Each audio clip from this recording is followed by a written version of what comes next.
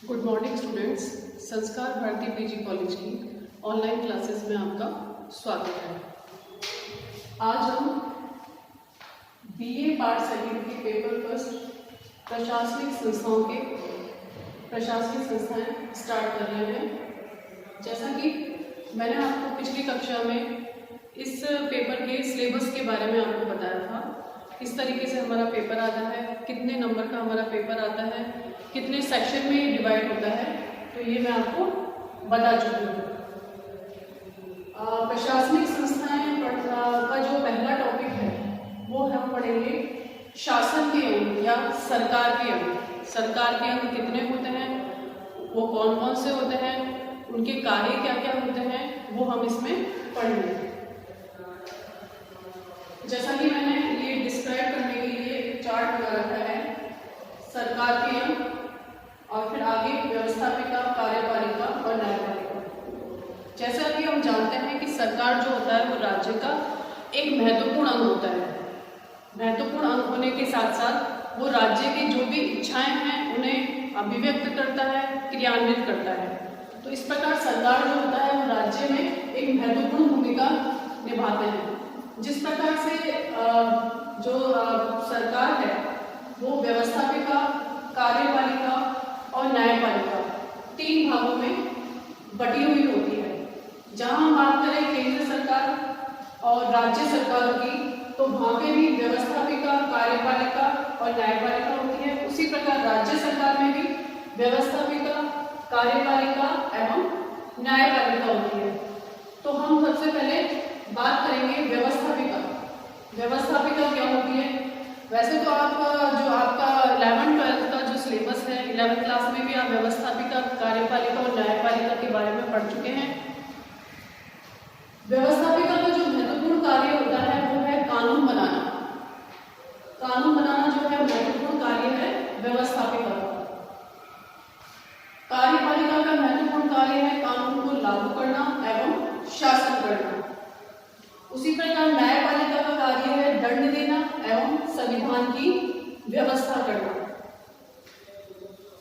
अब व्यवस्थापिका जो है वो केंद्र सरकार में किस प्रकार की होती है और प्रांतीय सरकार में किस प्रकार की होती है वो हम पढ़ेंगे।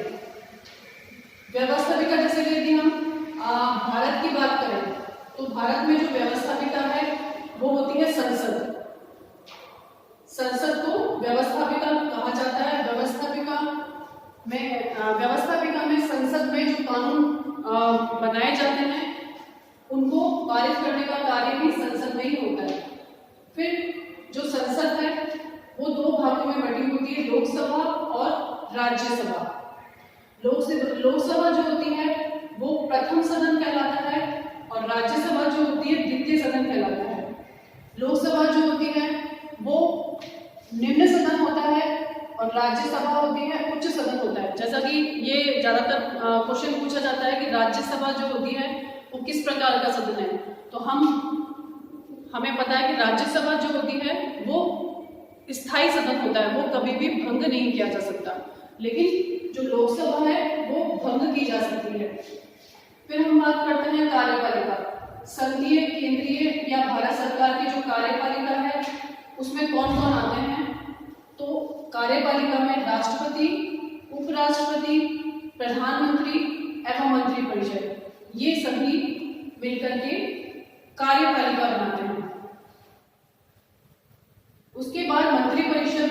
मंत्रिपरिषद तीन भागों में बटा हुआ होता है, कैबिनेट मंत्री, राज्य मंत्री और उप मंत्री। ये तीनों प्रकार के मंत्री मिलकर के मंत्रिपरिषद का निर्माण करते हैं।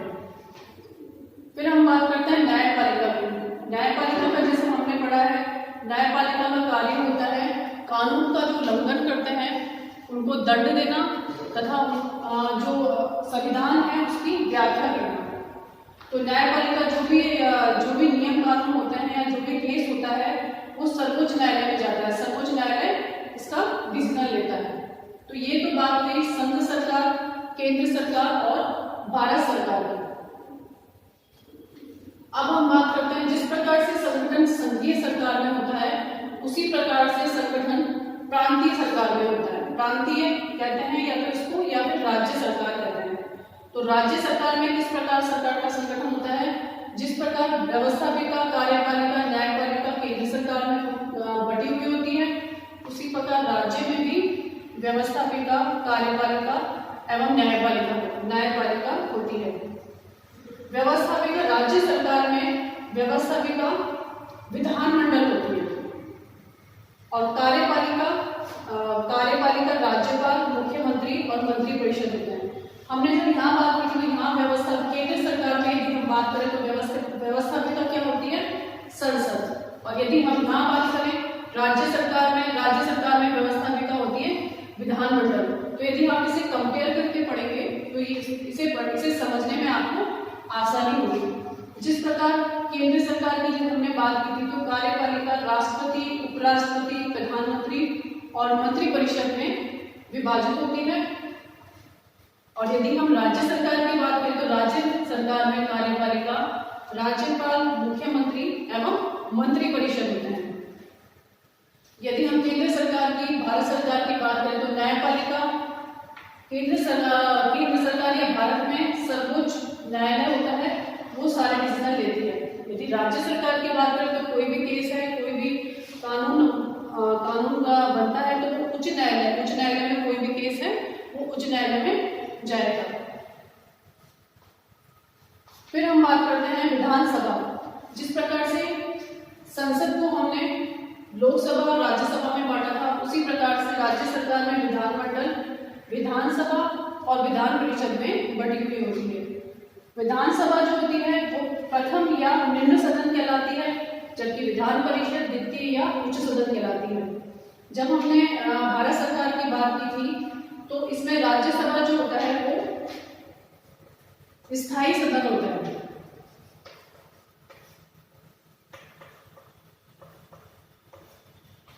यहाँ हम बात करते हैं विधान परिषद की, तो यहाँ जो विधान परिषद होता है वो स्थायी सदन है।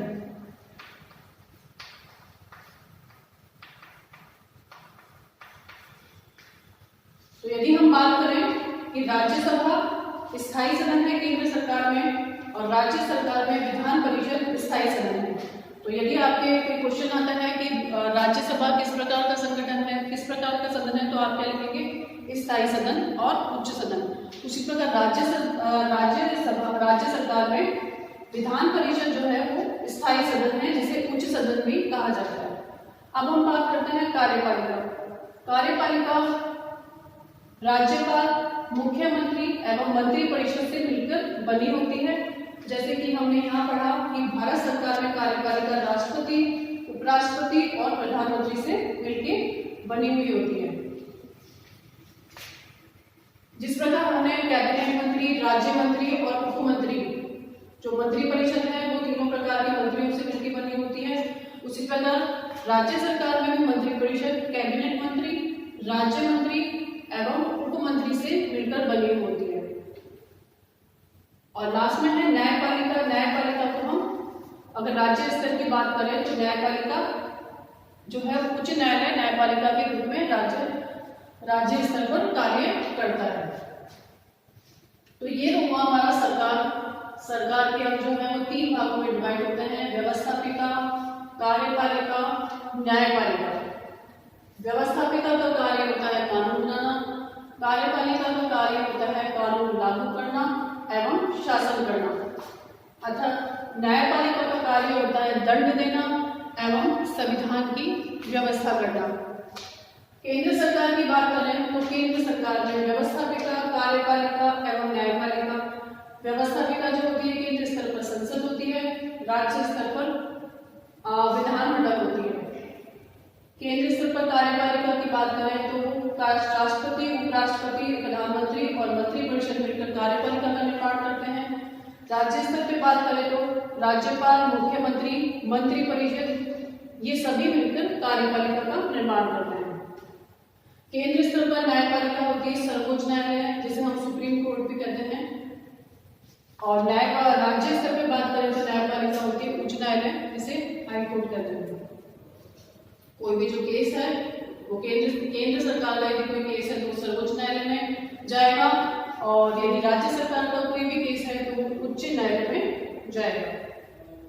लोग राज्यसभा जो है वो स्थायी सदन है, उसे उच्च सदन भी कहते हैं। राज्य स्तर पर विधान परिषद जो है वो उच्च सदन है तथा इसे भी स्थायी सदन कहते हैं। तो ये आपको समझ में आ गया होगा, आप इसे नोट कर लें और इसे अच्छे से याद कर लें। जब आप इसे अच्छे से याद कर लेंगे तो आपको आगे जो हम व्यवस्थापिका, कार्यपालिका और न्यायपालिका तीनों पढ़ेंगे तो आपको समझने में आसानी होगी। अब हम बात करते हैं व्यवस्थापिका की।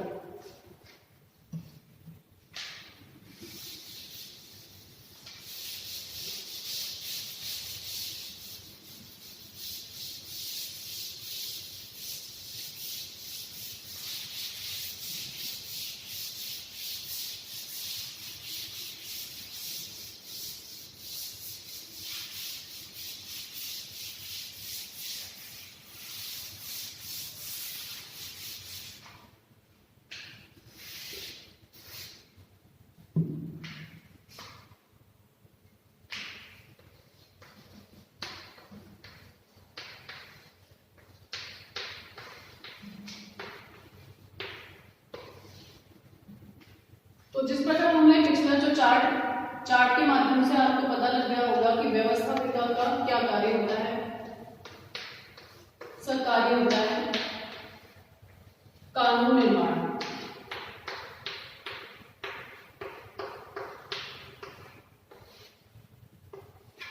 व्यवस्थापिका जो होती है वो भारत में संसद कहलाती है। संसद कहलाती है और जो अलग अलग देश होते हैं उसमें व्यवस्थापिका का अलग अलग नाम है। जैसे कि भारत में हम व्यवस्थापिका को कहेंगे, भारत एवं ब्रिटेन में व्यवस्थापिका जो होती है वो संसद होती है। संसद के नाम से व्यवस्थापिका को जाना जाता है। जापान की यदि हम बात करें तो जापान में व्यवस्थापिका डायट के नाम से जानी जाती है। अमेरिका की बात करें तो अमेरिका में जो व्यवस्थापिका होती है वो कांग्रेस के नाम से जानी जाती है।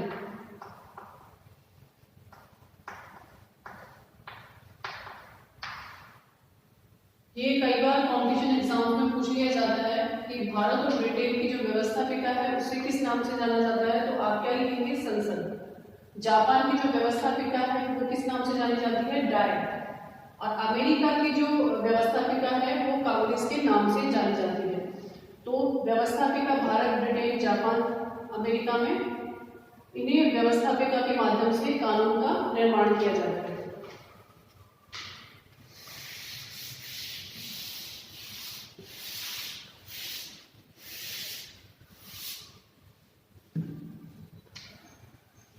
आपको समझ में आ गया होगा कि व्यवस्थापिका हम कहते किसको हैं, क्या उसका कार्य होता है, किन किन देशों में उनको किस नाम से जाना जाता है। अब हम बात करते हैं व्यवस्थापिका के कार्य।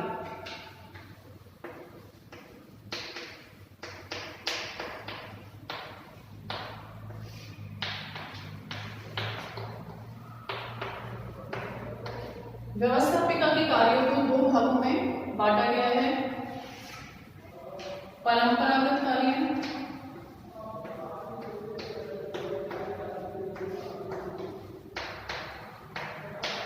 और आधुनिक कार्य।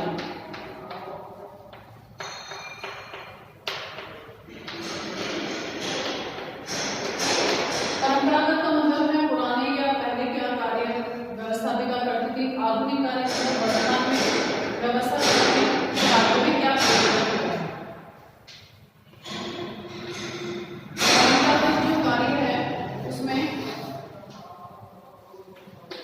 व्यवस्थापिका वित्तीय संबंधी कार्य करती है,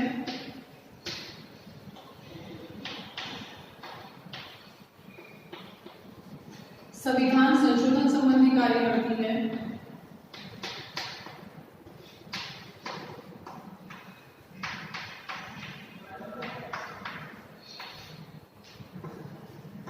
विधायी कार्य करती है,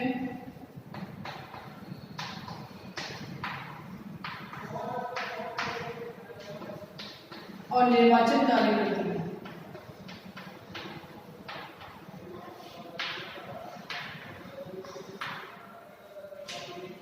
परंपरागत कार्य यदि व्यवस्थापिका की देखें तो वित्तीय कार्य किए जाते हैं, संविधान संशोधन संबंधी कार्य किए जाते हैं, विधायी कार्य मतलब कानून निर्माण के कार्य किए जाते हैं, और निर्वाचन कार्य किए जाते हैं। निर्वाचन में जो भी राष्ट्रपति है उनकी नियुक्ति किस प्रकार से की जाती है, विधायी में कानून किस प्रकार से क्रियान्वित किए जाते हैं, कोई कानून है यदि उसमें संशोधन करना हो या परिवर्तन करना हो उसमें भी व्यवस्थापिका महत्वपूर्ण कार्य करती है। वित्तीय संबंधी कार्य भी व्यवस्थापिका के द्वारा किए जाते हैं। आधुनिक कार्य की बात करें तो वित्तीय कार्य, संविधान संशोधन, विधायी कार्य और निर्वाचन संबंधी कार्यों में भी थोड़े थोड़े परिवर्तन करके आधुनिक कार्य में जोड़ दिया गया है। अतः आधुनिक कार्य यदि हम देखें तो वो भी वित्तीय कार्य, संविधान संशोधन, विधायी कार्य और निर्वाचन संबंधी कार्य होते हैं।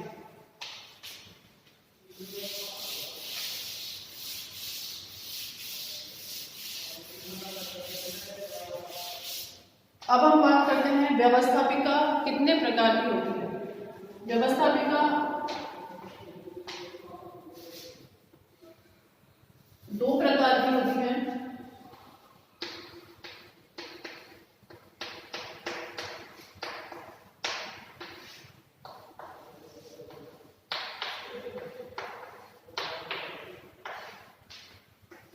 पहली होती है एक संज्ञानात्मक।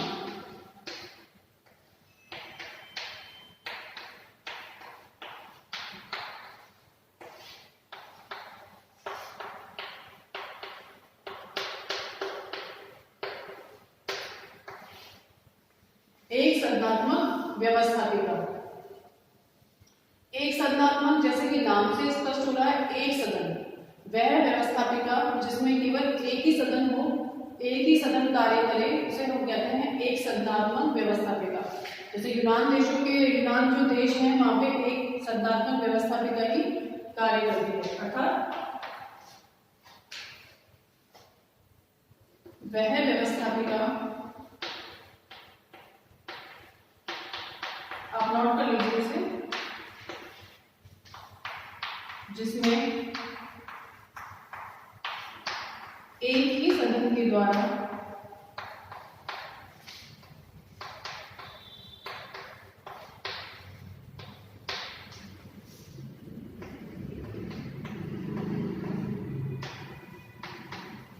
कार्य किया जाता है,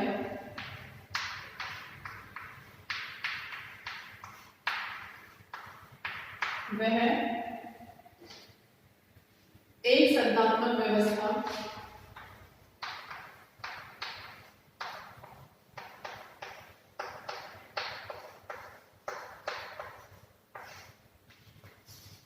व्यवस्थापिका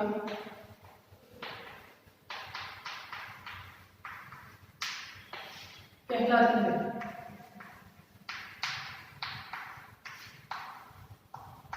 जैसे कि यूनान देशों में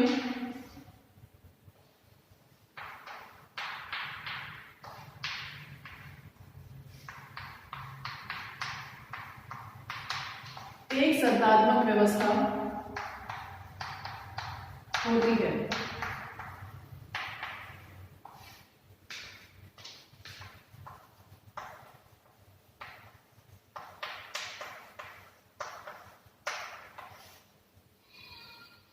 ठीक है, तो एक संज्ञानात्मक व्यवस्थापिका वह व्यवस्थापिका जिसमें एक ही सदन के द्वारा कार्य किया जाता है, वह एक संज्ञानात्मक व्यवस्था कहलाती है।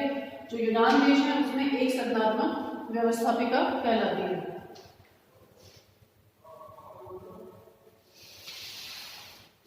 आप नोट कर लीजिए।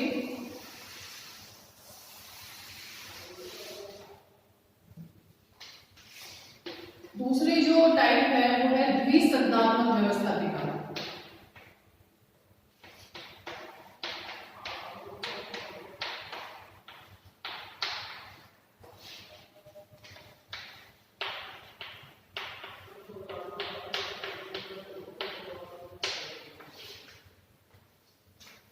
द्विसंज्ञानात्मक जैसे कि नाम से स्पष्ट हो रहा है, द्विसदन, द्वि मतलब होता है दो,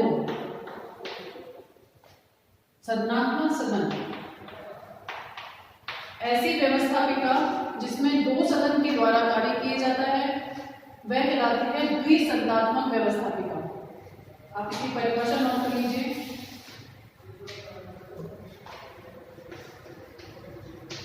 वह व्यवस्थापिका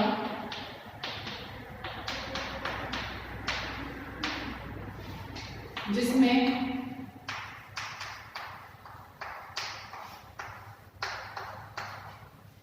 2 सदनों के द्वारा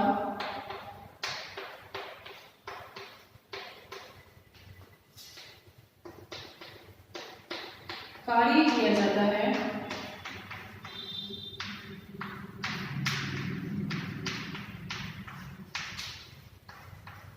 वह द्विसदनात्मक व्यवस्था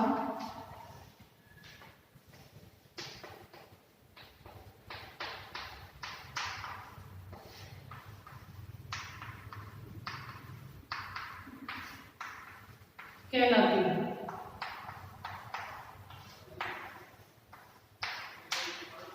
जैसा कि हम पढ़ चुके हैं कि जो द्विसदनात्मक व्यवस्थापिका जो है वो भारत में मिलती है। भारत में जैसे कि हमने अभी पिछले चार्ट में पढ़ा था कि द्विसदन होता है, उसमें लोकसभा एवं राज्यसभा। तो इसमें 2 प्रकार की व्यवस्थापिका कार्य करती है। तो द्विसदनात्मक व्यवस्थापिका का जो एग्जाम्पल है तो भारत में द्विसदनात्मक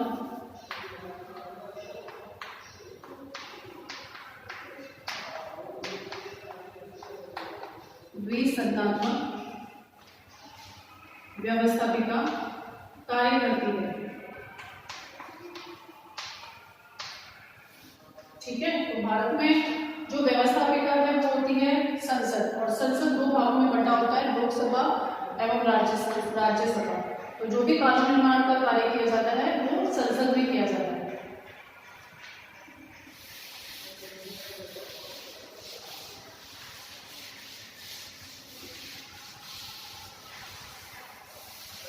आशा करती हूँ कि आपको आज जो टॉपिक मैंने पढ़ाया है सरकार के अंग वो समझ में आ गया है। उसके बाद हमने व्यवस्थापिका पढ़ा, व्यवस्थापिका के क्या कार्य होते हैं, व्यवस्थापिका कितने प्रकार की होती है, ये सभी हमने आज पढ़ा। तो इस प्रशासनिक संस्थाओं का जो टॉपिक है सरकार के अंग, उसका जो मैंने चार्ट बनाया है वो अच्छे से आप उसको समझ लें। उसी के बाद आप व्यवस्थापिका, कार्यपालिका और न्यायपालिका को अच्छी प्रकार से समझ पाएंगे। आज का टॉपिक मैं यही खत्म करती हूँ। अगला टॉपिक हम अगली क्लास में डिस्कस करेंगे। धन्यवाद।